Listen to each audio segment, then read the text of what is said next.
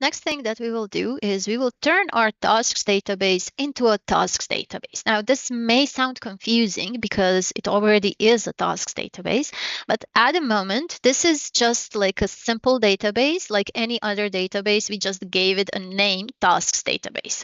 But to be able to use some of the additional features designed especially for tasks, we can add another thing to it in the settings, and we can actually turn it into a tasks database. And then what we will be able to do is we will be able to view our tasks in the home view, and we will be able to view those tasks alongside with other tasks from any other database as well. I will show you a little bit later where you can find that, but first let us go into settings and prepare this, and let us turn this database into an actual tasks database. So settings, as shown before, you can find the settings here. So click on this icon for settings.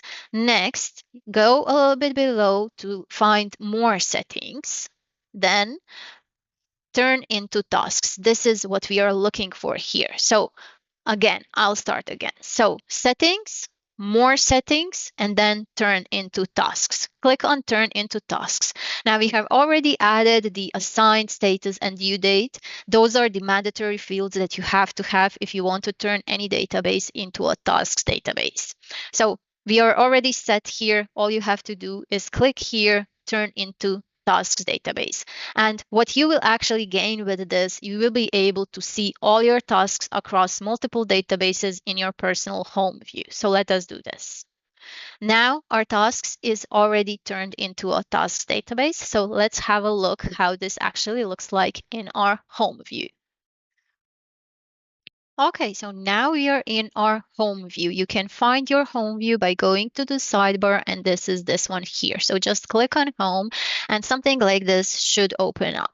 Now it might look a little bit different. You can set it up here, show hide widgets, so you can turn some on, turn them off. The important thing for tasks is to have this one checked. So check for my tasks.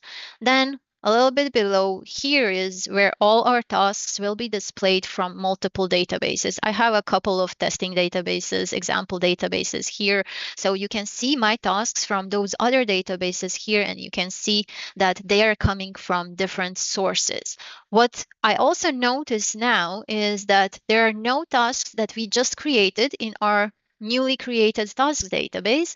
And the reason for that is I was not assigned to those tasks. So for any task to actually be displayed here in this grouped view of multiple tasks databases, you have to be assigned on that task. So let us go back to our new tasks database, and I will assign these tasks now to myself like this.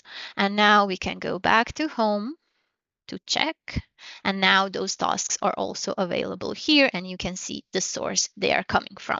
So this is how you can set it up so that all your tasks from multiple databases appear in one place all together.